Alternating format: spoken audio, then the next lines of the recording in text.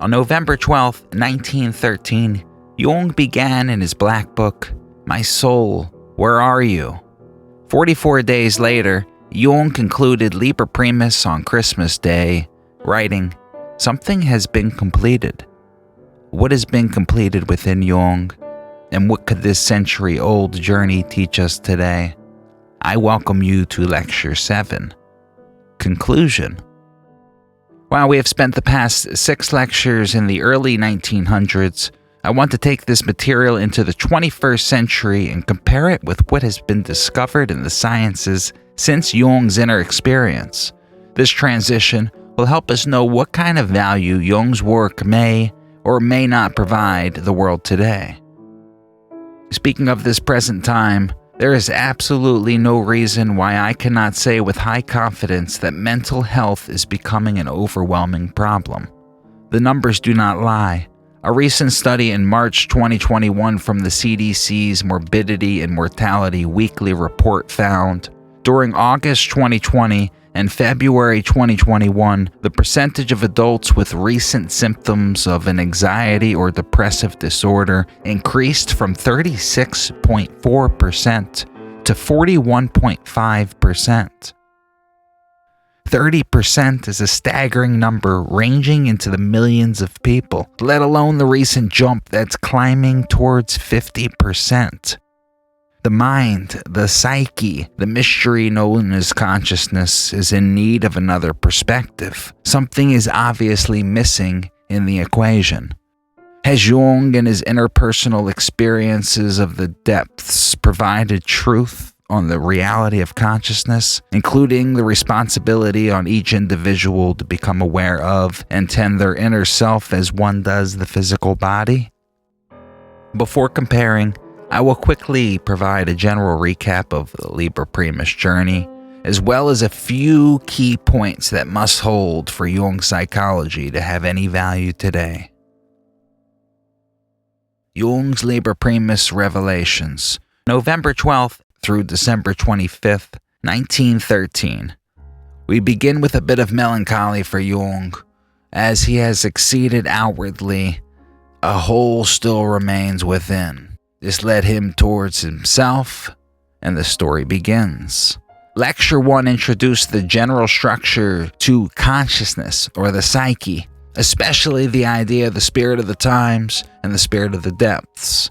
In addition, we learn the nature of consciousness is both experienced and subjective, relating to the I or ego, and a rather unconscious aspect that covers a wide range of personal and collective information below the depths. Lecture 2 focuses on the introversion of the libido. The libido, or psychic energy, bodily or emotional drives, impulses, and desires are reversed from a repressed or projected state to a reflecting state. Through this introversion, Jung began his inner journey, releasing outward attachments and allowing for his internal world to regather itself from those misguided attachments. Lecture 3 brought us to the self. As Jung remarked, "I had cultivated my spirit, the spirit of this time in me, but not that spirit of the depths that turns towards the things of the soul, the world of the soul. Only the self enters in there, one who is neither in events, nor in people, nor in their thoughts." The price to pay in this lecture was a bit of hell, that being the breaking and loosening of the old ways, especially the automatic projections, perceptions, and acting out of libido, which help Jung filter through his inner reality in order to capture what is. This is a true meditation, without intention, as the I, Jung's ego in this case, was disciplined into a state of suspension to allow the self room to be seen and heard. What is revealed is the wholeness, opposites included, that the self represents. Lecture 4 provides the moments where Jung's I connects with his inner world and visions the archetypal images of Logos and Eros, specifically for him, Elijah and Salome. Lecture 5 and Lecture 6 provided a climax of Jung's inner journey. His I, his ego, has been transformed and something has been completed. He was able to expand his subjective awareness through the idea of self-sacrifice and told the opposites, which allowed for something new to arise. In our comparison, the following key points must be met. First, consciousness must follow another set of laws outside of the known mechanical, physical laws of matter. 2.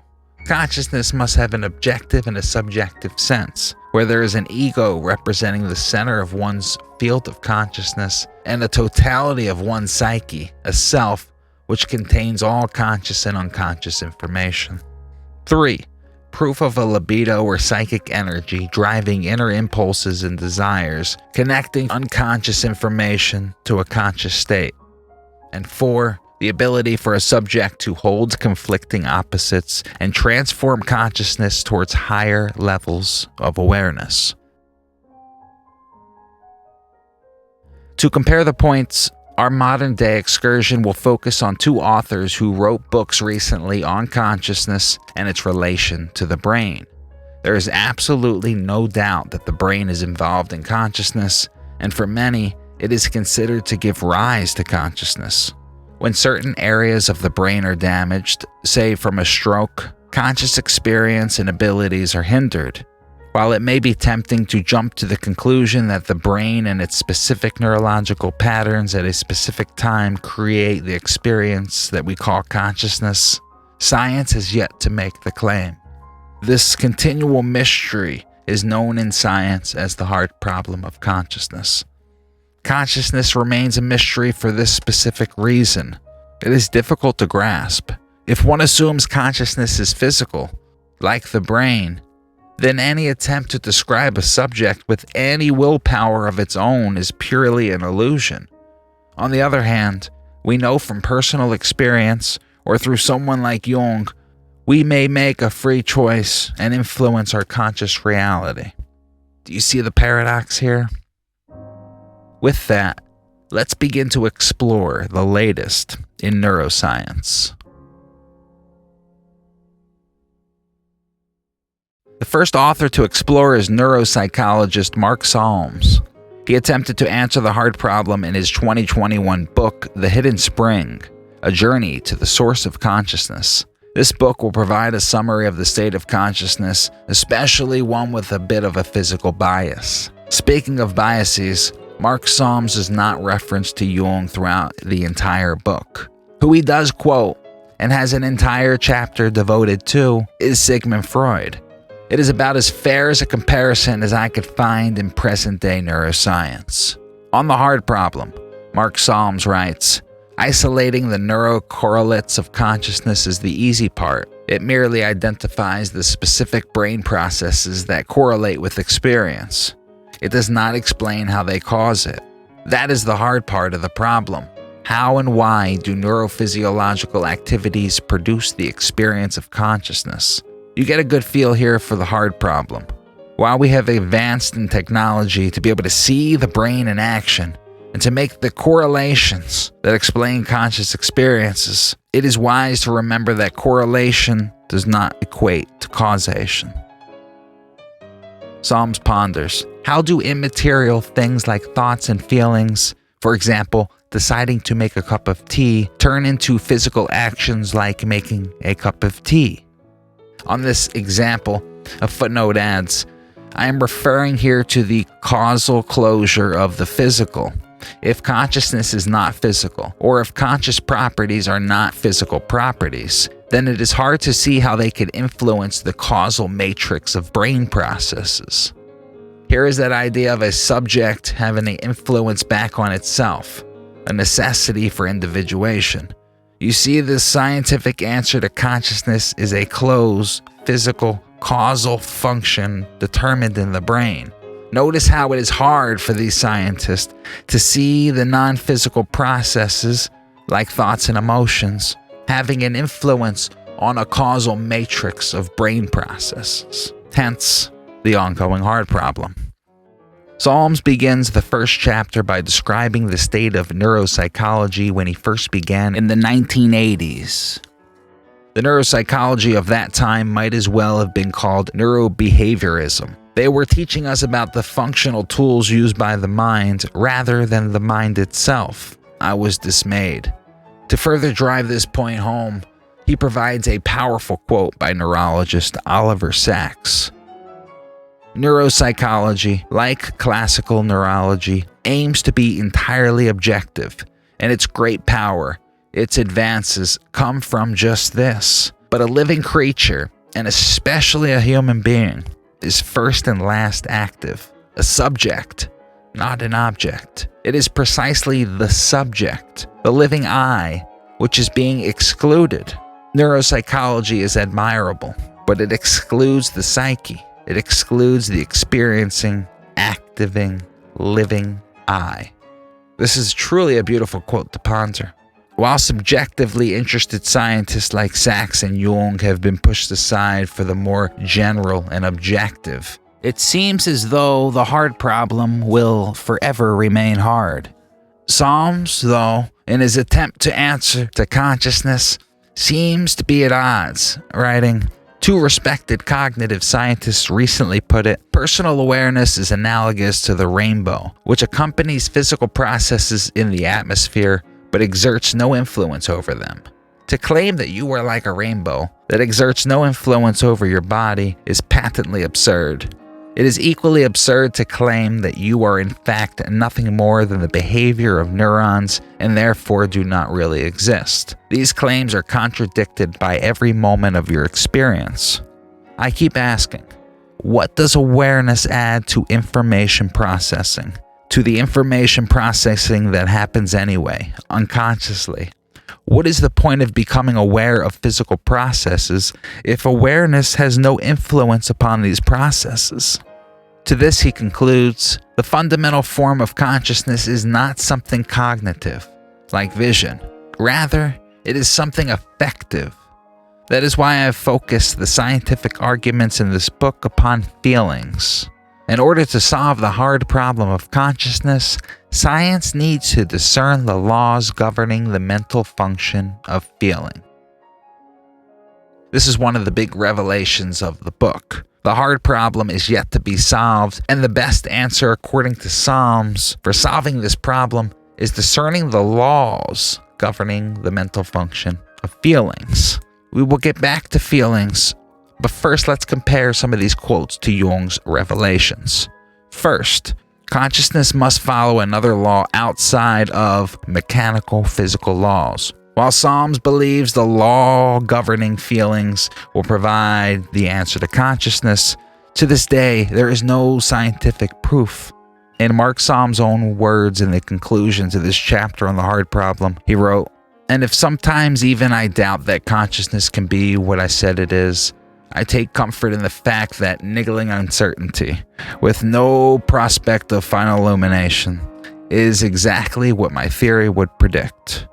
With that, Jung's theory holds. Secondly, consciousness must have an objective and subjective sense, where there is an ego with a limited awareness and a self with total awareness unconscious to the ego. Solms himself understood, along with Oliver Sacks, that the subject, the I, is an integral part of consciousness. While he doesn't believe that the subject has much influence on unconscious processes, he did say, to claim that you are like a rainbow that exerts no influence over your physical body is patently absurd. It is equally absurd to claim that you are in fact nothing more than the behavior of neurons and therefore do not really exist.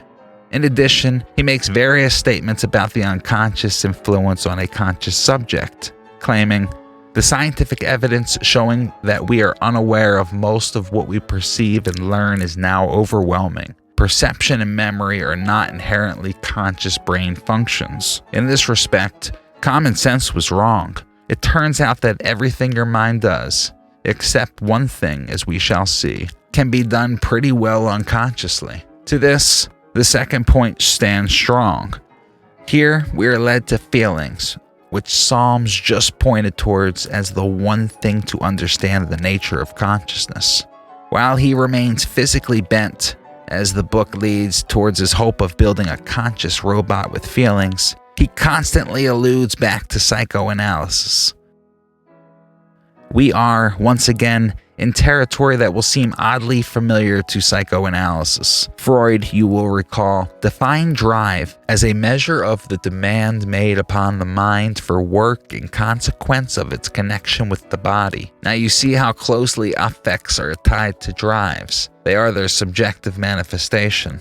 According to Solms, an objective unconscious drive, bodily or emotional, results in an affect which generates subjective feelings, and this is what generates consciousness.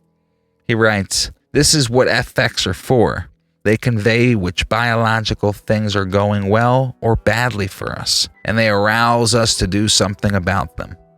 Again, the mechanical approach to an effectual drive is a bit different than Jung's view on consciousness, but nevertheless, I think it's rather interesting that Solms' best theory of consciousness is focusing right on this idea of libido.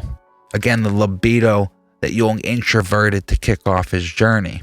Unfortunately, Solms never seems to entertain the question of introverting the libido, or looking into those drives and having a rather counteractive effect back on the unconscious. The fact that Jung's conscious journey relied upon the introversion of the libido, and Solms focused consciousness on finding physical laws that drive these subjective feelings, provides yet again another validation on Jung's inner journey. Before we move to our next neuroscientist to explore Jung's further points, I do want to read Solms' final remarks about feelings. While he has remained physical and mechanical, one can catch a glimpse of a mysterious, mystical aspect to these supposed mechanical causes in matter. Feeling is a precious inheritance. It carries with it the wisdom of the ages, an inheritance that extends backwards over aeons to the beginning of life itself. At its source, we are guided by a constant stream of feelings, flowing from a wellspring of intuition, arising from we know not where. How he goes from physical mechanical feelings to this rather mystical statement, I'll leave that for him to theorize. But I do believe it is safe now to move on to another aspect of consciousness. Our next book was rather synchronistically released the same year as the Red Book. I note this point so one does not assume that this author and neuroscientist had any access to the Red Book, as many similarities are found, as you shall come to see. In 2009, psychiatrist and neuroscientist Iain McGilchrist explored the two hemispheres of the brain and their rather split yet united traits. While many have heard about the left brain and the right brain, with its common sayings such as scientists are more left-brained and artists are more right-brained, it is a bit more complex than this simplistic fable. McGilchrist says in his introduction to the book, "When people object that each hemisphere is involved in everything we do, they are right. When they assume that means there is no difference, they are wrong. It is not what each hemisphere does, but how it does it that matters. Each hemisphere is involved in everything. True enough, just in a quite different way." When I begin exploring this text, I'm curious if you see what I see in relating McGilchrist's understanding of the two hemispheres to Jung's idea of the spirit of the times and the spirit of the depths. Before beginning, I must include this quote found in the preface to the new expanded edition, which ties in our earlier remarks about the brain and consciousness.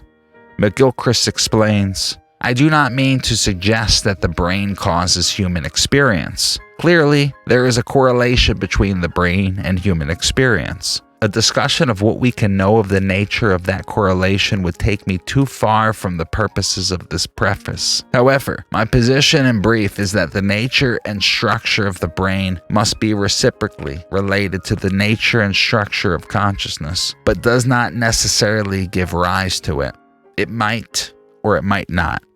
With this important statement, we begin our exploration of the brain's hemispheres and the different ways they both attend the world. My thesis is that for us human beings, there are two fundamentally opposed realities, two different modes of experience, that each is of ultimate importance in bringing about the recognizably human world, and that their difference is rooted in the bi-hemispheric structure of the brain. They deliver a version, if you like, of the world for us. And these two takes are different in their preoccupations, values, and the sort of world that they bring into being for us. The right hemisphere gives sustained, broad, open, vigilant alertness, whereas the left hemisphere gives narrow, sharply focused attention to detail. While the left hemisphere is focused on parts, the known, the static, what's predictable, and the machine-like, the right is alert to the whole, the novel, the changing, the paradoxical, and life. I'll add, if the two could speak and discuss how their day went, the left hemisphere would answer in a linear fashion. I went here, then I ate this, and then I watched that. The right hemisphere would answer the same day with a metaphorical statement that embodies what happened, such as, it was a bit of a roller coaster. Here you are noticing the opposite, conflicting natures of the two hemispheres. While they're in opposition, Iain McGilchrist provides a beautiful example to describe the two in unity as a musician learns a piece of music. First, he or she is attracted to the piece as a whole and has a sense of how it works overall. Then the piece is taken apart, its harmonic structure analyzed, certain passages of notes practiced repeatedly, and so on. But finally, all that must be banished from the performer's mind if the performance is not to be hobbled or stilted. This is not to deny the importance of the left hemisphere's contribution, just to make clear that it works its necessary effects at an intermediate stage. Problems arise when this is treated as the end stage. Here, the meaning of the title, The Master and His Emissary, is outlined. The Master, the right hemisphere, and the Emissary, the left, according to McGilchrist, are in a bit of a power struggle. The Master recognizes the need for an emissary to do certain work on his behalf, which he, the Master, must not involve himself with, and report back to him. This is why he appoints the emissary in the first place. The emissary, however, knowing less than the Master, thinks he knows everything, and considers himself the real master, thus failing to carry out his duty to report back.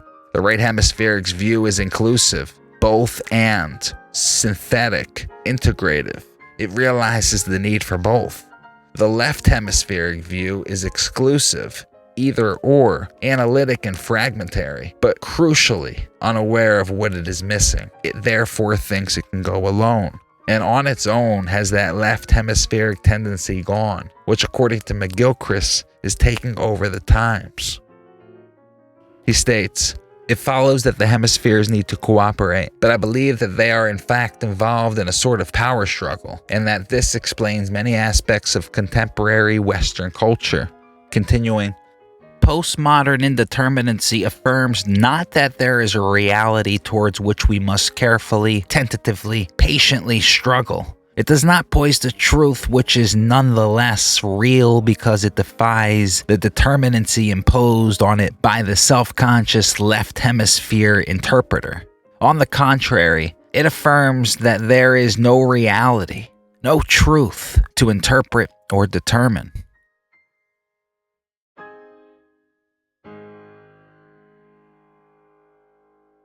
Here we are led to a rather lengthy thought experiment about what the world would look like if the left hemisphere, at the phenomenological level, managed to suppress the right hemisphere altogether. Before completely comparing this to Jung's work, I do want to mention the spirit of the times and the spirit of the depths. One may have noticed the nature, at least this is my opinion, of the spirit of the times in that left hemisphere, as well as the spirit of the depths in relation to the right. Now, this thought experiment can allude to the beginning of the Red Book experience for Jung, just before the depths were noticed within Jung and the times were in full force. The only difference in this example is it provides the spirit of the times currently today, and I promise it's worth your attention. Iain McGilchrist proposes, We could expect, for a start, that there would be a loss of the broader picture and a substitution of a more narrowly focused, restricted, but detailed view of the world, making it perhaps difficult to maintain a coherent overview. The broad picture would in any case be disregarded because it would lack the appearance of clarity and certainty which the left hemisphere craves. Even more narrowly focused attention would lead to an increasing specialization and technicalization of knowledge. Knowledge that came through experience, and the practical acquisition of an embodied skill would become suspect, appearing either a threat or simply incomprehensible. Expertise, which is what actually makes an expert. Latin, expertus, one who is experienced, would be replaced by an expert knowledge that would have in fact to be based on theory. The world as a whole will become more virtualized, and our experience of it will be increasingly through meta-representations of one kind or the other. Fewer people would find themselves doing work involving contact with anything in the real, lived world, rather than with plans, strategies, paperwork, management, and bureaucratic procedures. Increasingly, the living would be modeled on the mechanical. When we deal with a machine, there are three things that we want to know: how much it can do, how fast it can do it, and with what degree of precision. These qualities summarize what distinguishes a good machine from a bad one. It is more productive, faster, and more precise than the less good one. However, changes in scale, speed, and precision in the real world all change the quality of experience and the ways in which we interact with one another. Increasing them no longer gives a clearly positive outcome. It can even be very damaging. The left hemisphere prefers the impersonal to the personal. The impersonal would come to replace the personal. There would be a focus on material things at the expense of the living. Social cohesion and the bonds between person and person, and just as importantly, person and place, the contexts in which each person belongs, would be neglected, perhaps actively disrupted, as both inconvenient and incomprehensible to the left hemisphere acting on its own. There will be a depersonalization of the relationships between members of society and in society's relationship with its members. Exploitation rather than cooperation will be the default relationship between human individuals and between humanity and the rest of the world. Resentment would lead to an emphasis on uniformity and equality, not as just one desirable to be balanced with others, but as the ultimate desirable, transcending all others. As a result, individualities would be ironed out, and identification would be by categories, social economic groups, races, sexes, and so on, which would also feel themselves to be implicitly or explicitly in competition with, resentful of, one another.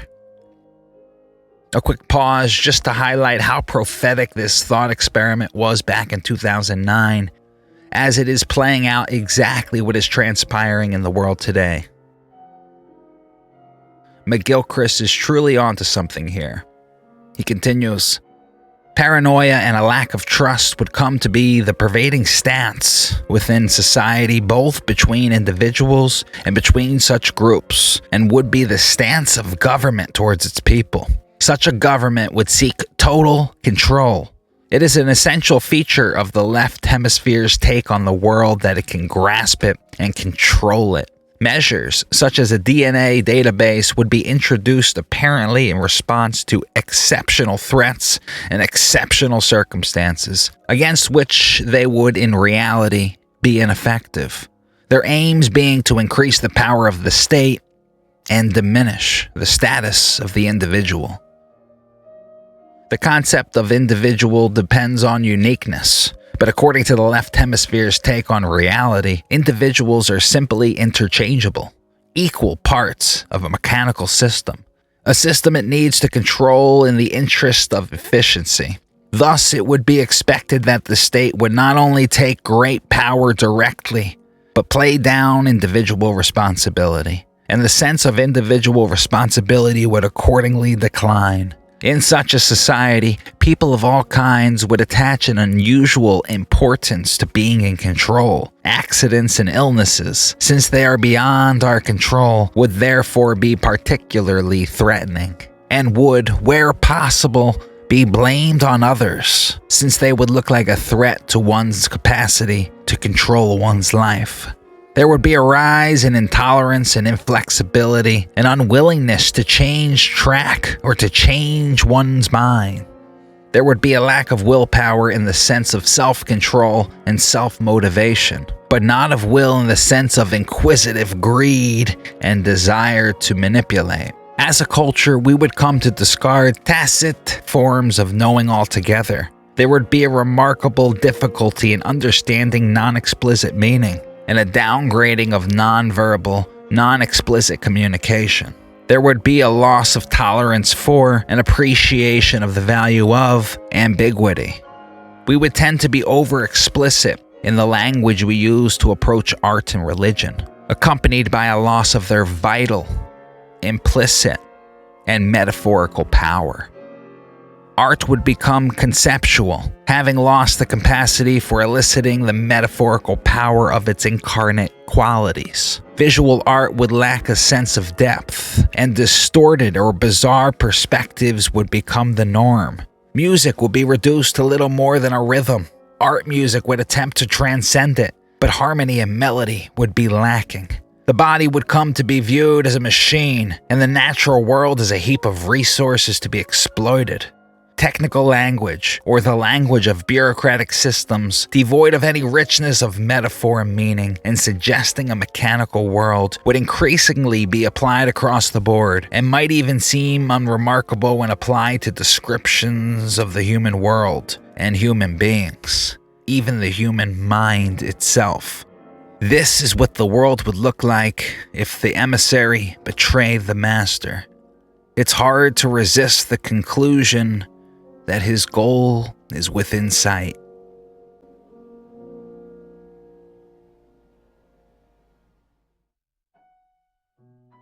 While this account is rather telling to the current environment in society today, Iain McGilchrist does see a glimpse of hope. This hope will lead us straight to Jung's final revelation about self-sacrifice. My theme may be pessimistic. I do think that there are, nonetheless, reasons for hope. As will be obvious, I think we need, for one thing, urgently to move on from our current, limited preconceptions about the nature of physical existence, spiritual life, and art. And there are some small indications that this may be happening. In the fruitfulness of opposition, of dialectic growth, what Nietzsche simply calls war, there is hope. Since the worse it gets, the better it gets. He quotes as having long been his motto, "The spirit grows and strength is restored by wounding." And the obvious inauthenticity of the left hemisphere world we have come to inhabit may in itself lead us to seek to change it. And to provide one more suggestion of hope, he offers an idea of self-reflection that may lead to this renewal of balance between the two hemispheres. Perhaps the very emptiness of self-reflection may push us towards the necessary leap of faith that alone will allow us to escape. After all, even the emptying out of consciousness achieved by Zen is not a random gift, but achieved by years of consciously embracing self-discipline. Reflection, self-reflection, sur-reflexion. What we are talking about clearly has something to do with the plane of vision that we adopt. Gombrich writes that the true miracle of the language of art is not that it enables the artist to create the illusion of reality. It is that under the hands of a great master, the image becomes translucent. I have used the language of transparency and translucency, of seeing through, repeatedly. Because as Gombrich says of the work of art, as Jean-Paul says of metaphor, as Carigna says of myth, and as Merleau-Ponty says of the body, our vision must not stop there, at the bounds of things, but neither must be replaced by something else. It is the function of such translucent or semi-transparent beings to remain transparent rather than to draw attention to themselves, because in doing so, they achieve their goal. But talk of transparency and seeing through could easily suggest a false line of thought. Water is distinct from ice, but in the ice cube, it is present. Not as a fly might be trapped there, but in the very ice. It is the ice. And yet, when the ice is gone, the water remains. Although we see the water in the ice, we do so not because it is there separately, to be seen behind or apart from the cube.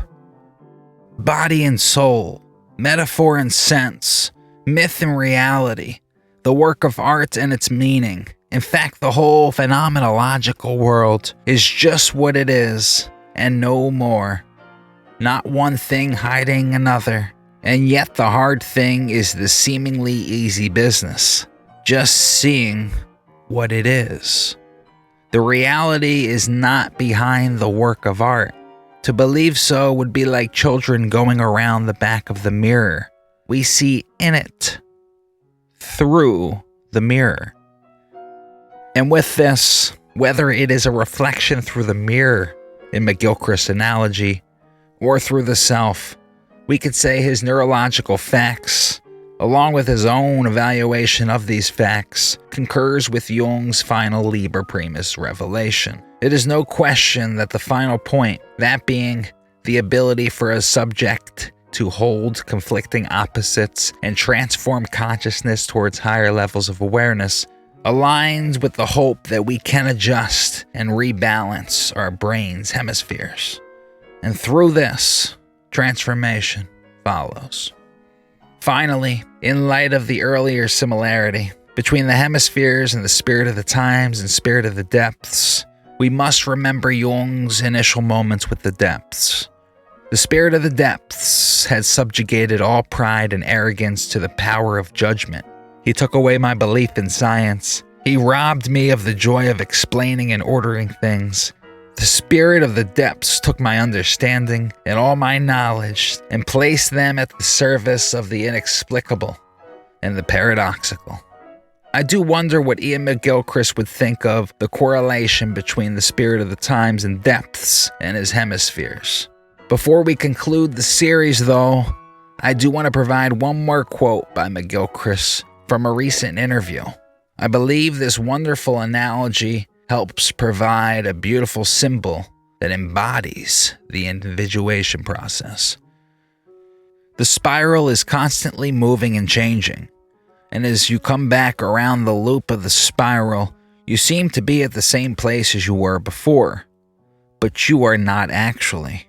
You're above it, and you see what it was you thought you knew when you were there before, but you don't yet anticipate what you will know when you go on yet another loop around the spiral and come back to the point again on a higher plane. What I particularly like about the spiral is the images. When you look down its axis, it images circularity. But when you look at it from the side, it images the linearity. And thus is individuation, a circular growth towards self-actualization.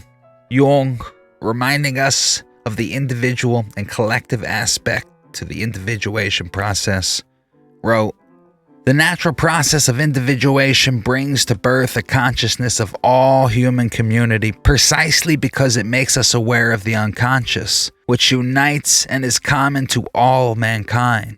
Individuation is an at-one-ment with oneself, and at the same time with humanity, since oneself is a part of humanity." With that, the series has reached its conclusion. My hope is to provide you that confidence that there is much more to you than you could ever imagine. And unlike popular, mechanical, left-brain thinking, I do want to say that you have the choice that makes a difference. The choice to live a life of ignorance or of awareness. And to conclude, in the background throughout the entire series is the music of Frédéric Chopin. He wrote, "Simplicity is the highest goal, achievable when you have overcome all difficulties. After one has played a vast quantity of notes and more notes, it is simplicity that emerges as the crowning reward of the art." Again, thus is individuation.